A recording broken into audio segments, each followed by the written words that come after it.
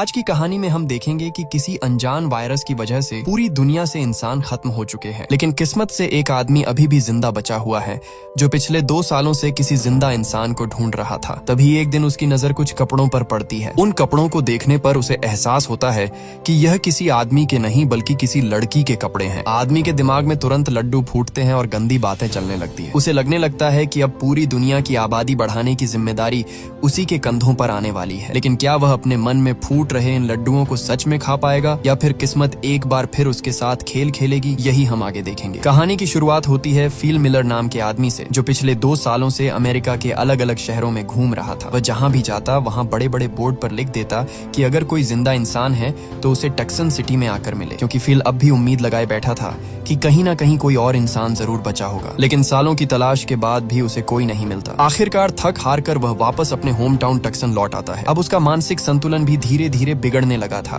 क्योंकि इंसान चाहे कितना भी अकेला रहना पसंद करता हो, लेकिन बिना किसी से बात किए सालों तक जीना लगभग नामुमकिन है। घर पहुंचते ही फिल सोचता है कि जब पूरी दुनिया खाली पड़ी है तो आखिर वह अपने पुराने साधारण घर में क्यों रहे। इसलिए वह शहर के सबसे अमीर इलाके में जाकर एक शानदार हवेली पर कब्जा कर लेता है। फिर वह दुनिया भर से महंगी महंगी चीजें उठाकर वहां सजाने लगता है। करोड़ों डॉलर की पेंटिंग्स, म्यूजियम की कीमती चीजें और यहाँ तक कि डायनासोर का एक विशाल सिर भी वह अपने घर में लाकर रख देता है। शुरुआत में यह सब उसे बहुत मजेदार लगता है, लेकिन समस्या यह थी कि यह सारी चीजें सिर्फ कुछ समय तक ही खुशी देती हैं। आखिरकार फील के पास ना कोई दोस्त था, ना कोई परिवार और ना ही कोई ऐसा इंसान जिससे वह 2 बातें कर सके। इसलिए वह अजीब अजीब तरीके से अपना समय काटने लगता है। कभी वह महंगी शराबों के स्विमिंग पूल में नहाता है, तो कभी करोड़ों की कारों को आपस में भिड़ाकर उड़ाता है और कभी पूरे दिन बेकार की हरकतें करता रहता है। यहाँ तक कि उसका घर भी धीरे धीरे किसी कबाड़ खाने जैसा दिखने लगता है। लेकिन रात होते ही उसे फिर से एहसास होता था कि उसे आज भी अपने हाथों से काम चलना पड़ेगा। समय बीतता जाता है और फील का अकेलापन बढ़ता जाता है। एक दिन वह बार में बैठकर खिलौनों और पुतलों से बातें करने लगता है। वह उन्हें अपने दोस्त मान चुका था, क्योंकि अब उसके पास बात करने के लिए कोई और नहीं था। लेकिन जब सामने से कोई जवाब नहीं आता तो उसकी हालत और खराब हो जाती है। फिर एक दिन अकेलेपन से परेशान होकर वह एक महिला के पुतले के हाथ की रेखाएं मिटाने लगता है। लेकिन तभी पुतले का हाथ टूटकर नीचे गिर जाता है और बस यहीं पर फील पूरी तरह टूट जाता है। उसे महसूस होने लगता है कि अब उसके जीने का कोई मतलब नहीं बचा। अगले दिन वह एक पहाड़ी पर जाता है और वहां बड़े बड़े अक्षरों में RIP फिल मिलर लिख देता है। यानी अब उसने फैसला कर लिया था कि वह अपनी जिंदगी खत्म कर देगा। कुछ देर बाद वह अपनी कार में बैठता है और पूरी स्पीड से पहाड़ी की तरफ बढ़ने लगता है। लेकिन तभी उसे दूर कहीं से धुआं उठता हुआ दिखाई देता है। पहले तो उसे लगता है कि शायद यह उसका वहम है, लेकिन जब वह दोबारा ध्यान से देखता है तो सच में वहां धुआं उठ रहा होता है और धुएं का मतलब सिर्फ एक ही हो सकता था कि वहां कोई इंसान मौजूद है। ये देखते ही फिल की आंखों में 2 साल बाद पहली बार उम्मीद लौट आती है। जो आदमी कुछ सेकंड पहले मरने जा रहा था, अब उसी के अंदर जीने की वजह वापस आ चुकी थी। वह तुरंत अपनी कार मोड़ता है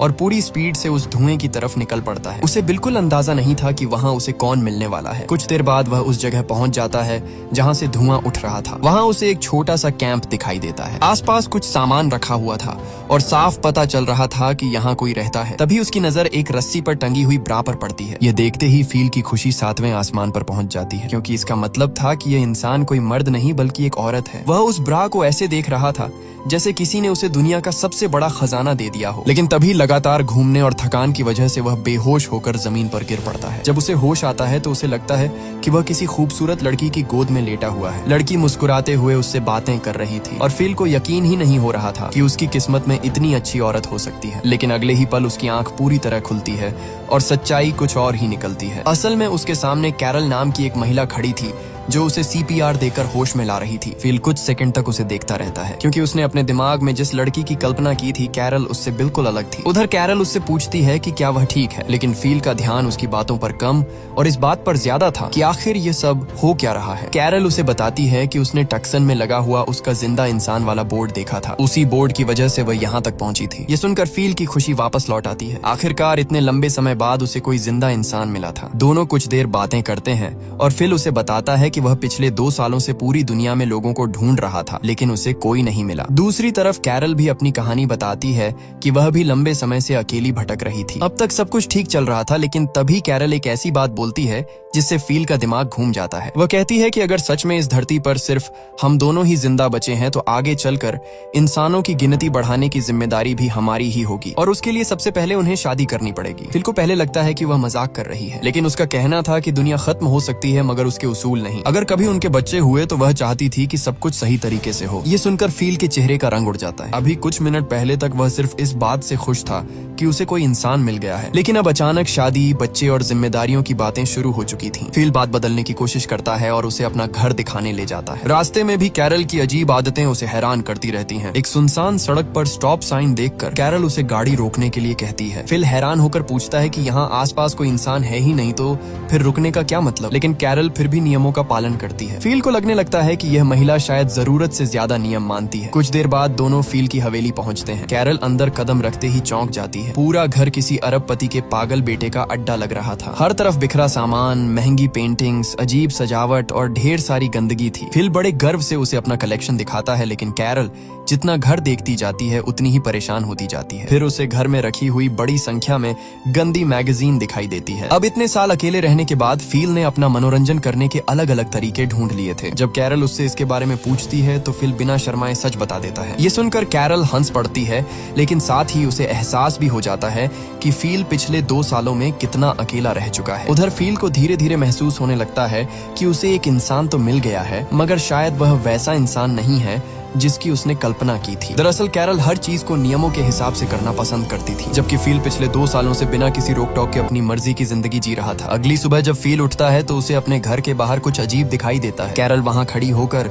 उसके घर का सारा कचरा साफ कर रही थी। फिल हैरान होकर पूछता है कि वह क्या कर रही है। कैरल कहती है कि अगर उन्हें लंबे समय तक जिंदा रहना है तो कम से कम इंसानों की तरह रहना सीखना पड़ेगा। ये सुनकर फील को चिढ़ होने लगती है, क्योंकि उसकी नजर में अब इस दुनिया में कोई नियम बचा ही नहीं था। लेकिन कैरल इतनी आसानी से हार मानने वालों में से नहीं थी। वह पूरे घर को व्यवस्थित करने लगती है, बिखरा हुआ सामान उठाती है, गंदगी साफ करती है और फील की बनाई हुई अजीब सजावट को देखकर सिर पकड़ लेती है। कुछ देर बाद दोनों एक सुपरमार्केट की तरफ निकलते हैं, जहां से उन्हें कुछ जरूरी सामान चाहिए था। रास्ते में फील अपनी कार सीधे हैंडीकैप पार्किंग में खड़ी कर देता है। तभी कैरल उसे रोक देती है और कहती है कि यह जगह विकलांग लोगों के लिए बनी है। फील उसकी तरफ ऐसे देखता है जैसे उसने दुनिया की सबसे बेवकूफी वाली बात कह दी हो। वह कहता है कि इस पूरी दुनिया में हम दोनों के अलावा कोई इंसान है ही नहीं, फिर यहाँ विकलांग आदमी कहाँ से आ जाएगा। लेकिन कैरल फिर भी अपनी बात पर अड़ी रहती है। उसकी यही आदत फील को सबसे ज्यादा परेशान करती थी। उसे लगता था कि कैरल किसी दूसरी ही दुनिया में जी रही है। वहीं दूसरी तरफ कैरल को लगता था कि फील पूरी तरह गैर जिम्मेदार है। धीरे धीरे दोनों की बहसें बढ़ने लगती हैं और फिर एक दिन कैरल फील के सामने एक नई बात रखती है। वह कहती है कि अगर सच में वे दोनों धरती पर बचे हुए आखिरी इंसान हैं, तो उन्हें अपने भविष्य के बारे में गंभीरता से सोचना होगा। और उसी दौरान वह फिर से शादी और आगे परिवार बढ़ाने वाली बात छेड़ देती है। ये सुनते ही फिल लगभग उछल पड़ता है। वह साफ कह देता है कि मैं तुम्हारी बेइज्जती नहीं कर रहा, लेकिन मैं तुम्हारे साथ रोमांटिक जिंदगी बिताने में बिल्कुल भी दिलचस्पी नहीं रखता। कैरल ये सुनकर दुखी जरूर होती है, लेकिन बाहर से खुद को संभाल लेती है। वह कहती है कि कोई बात नहीं, लेकिन कम से कम उन्हें इंसानों की तरह रहना तो शुरू करना चाहिए। इसके बाद वह अपने घर के पास एक छोटा सा गार्डन बनाना शुरू कर देती है, जहाँ ताजा फल और सब्जियां उगाने लगती हैं। उधर फील को इन सब चीजों में कोई दिलचस्पी नहीं थी। वह अब भी डिब्बा बंद खाना खाकर आराम से जी रहा था। लेकिन कुछ दिनों बाद जब वह कैरल के गार्डन में उगे हुए ताजे टमाटर देखता है तो उसका मन ललचा जाता है। रात के अंधेरे में वह चुपके से कैरल के गार्डन में घुस जाता है और एक एक करके सारे टमाटर खा जाता है। अगली सुबह कैरल को जैसे ही यह बात पता चलती है, वह तुरंत समझ जाती है कि यह काम किसने किया है। वह सीधे फील के पास पहुंचती है, लेकिन फील ऐसे मासूम बनता है जैसे उसे कुछ पता ही ना हो। हालांकि उसके चेहरे के भाव सब कुछ बता रहे थे। कैरल गुस्से में उसे आतंकवादी तक कह देती है, लेकिन तभी फील की नजर उसके पैर पर पड़ती है। दरअसल जमीन से पानी निकालते समय कैरल के पैर में चोट लग गई थी। पहली बार फील को उसके लिए सच में बुरा लगता है। अब तक वह कैरल को सिर्फ एक परेशानी समझ रहा था, लेकिन इस वक्त उसे एहसास होता है कि यह महिला भी उसी की तरह अकेली है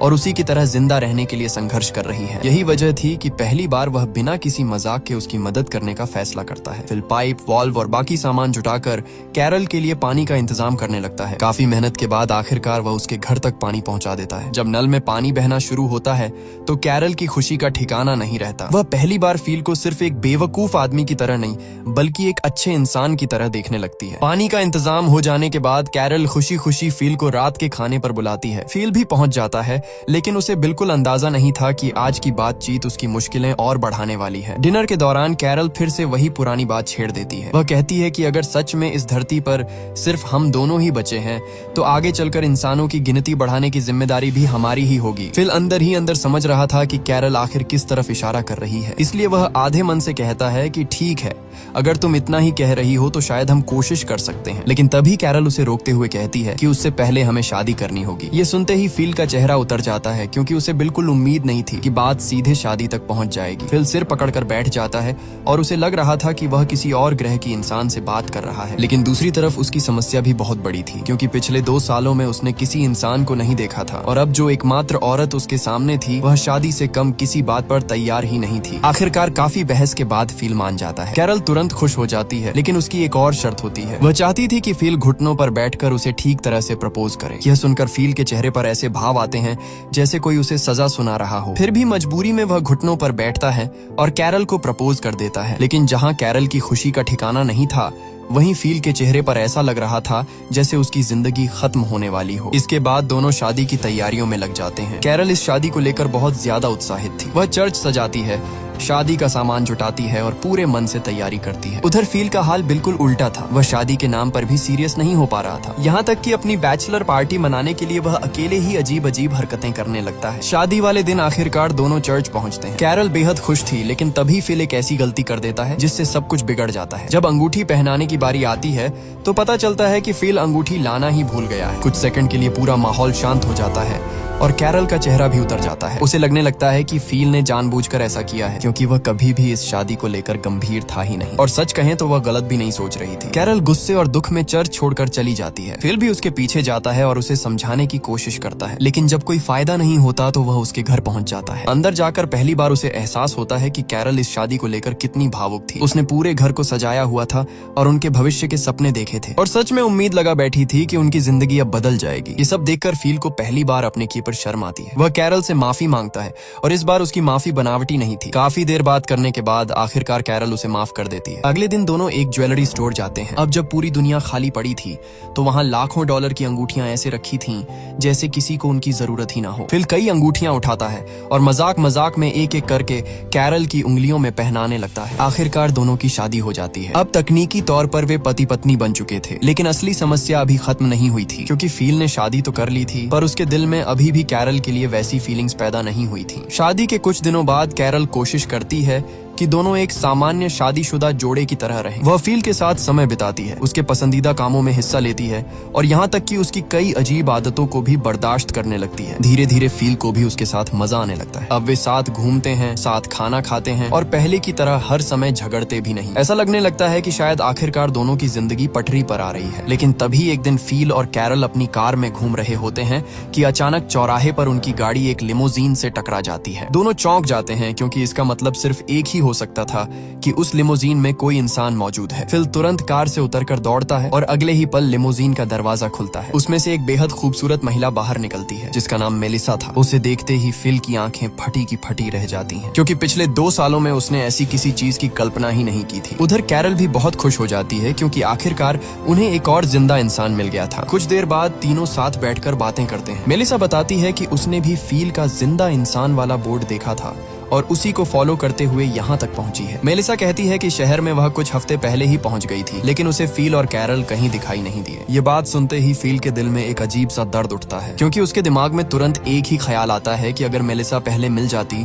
तो शायद वह उससे शादी करता, लेकिन वह यह बात किसी से नहीं कहता। थोड़ी देर बाद कैरल बड़ी खुशी से मेलिसा को बताती है कि उसकी और फिल की शादी हो चुकी है। यह सुनकर मेलिसा भी हैरान रह जाती है। वहीं दूसरी तरफ फिल के चेहरे का रंग उड़ जाता है। उसे बिल्कुल अच्छा नहीं लगता कि हर बात में उसकी शादी का जिक्र हो रहा है। कुछ देर बाद वे लोग घर पहुंचते हैं। मेलिसा फिल के घर में लगी हुई महंगी पेंटिंग्स और अजीब कलेक्शन देखकर हैरान रह जाती है, लेकिन तभी कैरल उसे फिल की कुछ गंदी आदतों के बारे में भी बता देती है, यहाँ तक कि उसके मशहूर टॉयलेट पूल का भी जिक्र कर देती है। ये सुनते ही मेलिसा फैसला करती है कि वह फिल के घर में नहीं रहेगी, वह अपने लिए अलग घर ढूंढ लेती है। उधर फिल को यह बात बिल्कुल पसंद नहीं आती, क्योंकि वह चाहता था कि मेलिसा उसके आसपास ही रहे। उस दिन के बाद से फिल का व्यवहार बदलने लगता है। वह मेलिसा की हर बात पर हंसता है, उसकी पसंद को अपनी पसंद बताता है और यह तक कि जो फिल्म मेलिसा की फेवरेट होती है वही फिल की भी फेवरेट निकलती है। वह मेलिसा के लिए अपनी दाढ़ी तक शेव कर देता है, जबकि पहले कैरल कितनी बार कह चुकी थी और उसने कभी नहीं सुना। अब साफ दिखाई दे रहा था कि फिल मेलिसा को इम्प्रेस करने की पूरी कोशिश कर रहा है और ये बात सबसे पहले कैरल नोटिस करती है, लेकिन फिल मानने को तैयार नहीं होता। वह बार बार यही कहता है कि ऐसा कुछ नहीं है, हालांकि उसके चेहरे और हरकतें कुछ और ही कहानी बता रही थी। उधर मेलिसा को भी धीरे धीरे समझ आने लगता है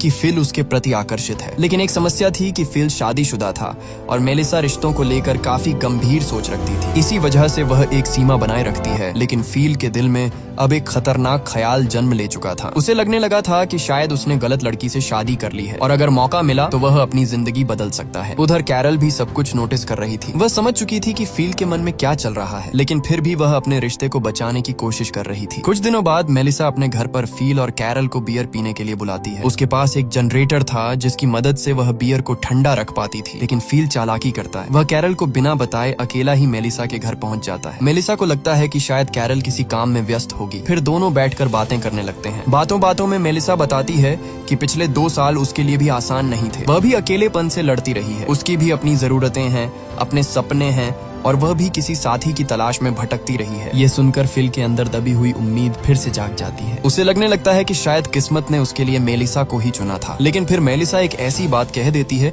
जिससे फिल का सारा उत्साह ठंडा पड़ जाता है। वह कहती है कि वह फिल और कैरल के रिश्ते की बहुत इज्जत करती है। ये सुनकर फिल अंदर ही अंदर बेचैन हो जाता है, क्योंकि वह चाहता था कि मेलिसा उसे एक शादीशुदा आदमी नहीं बल्कि एक संभावित पार्टनर की तरह देखे। उस रात घर लौटते समय फिल के दिमाग में सिर्फ एक ही बात घूम रही थी कि क्या वह सच में गलत इंसान के साथ शादी कर चुका है। अगले दिन वह कई बार कोशिश करता है कि कैरल से अपनी शादी खत्म करने की बात करे, लेकिन हर बार कुछ न कुछ उसे रोक देता है। एक बार तो वह लगभग बोल ही देता है, मगर तभी उसकी नजर कैरल पर पड़ती है। वह उनकी शादी की तस्वीर बनाकर उसे सजाने में लगी हुई थी। उसके चेहरे पर वही खुशी थी जो किसी ऐसे इंसान के चेहरे पर होती है जिसने आखिरकार अपना परिवार पा लिया हो। ये देखकर फिल चुप हो जाता है, क्योंकि वह जानता था कि अगर उसने अभी सच बोल दिया तो कैरल का दिल टूट जाएगा, और चाहे वह कितना भी स्वार्थी क्यों ना हो, अंदर से वह इतना बुरा इंसान नहीं था। उसी दौरान हम एक सुनसान सड़क पर एक ऑडी कार को तेजी से आते हुए देखते हैं। कार चला रहा इंसान फिल के लगाए हुए आखिरी इंसान वाले बोर्ड को देखता है और तुरंत उसी दिशा में बढ़ने लगता है। यानी इस दुनिया में सिर्फ 3 लोग ही नहीं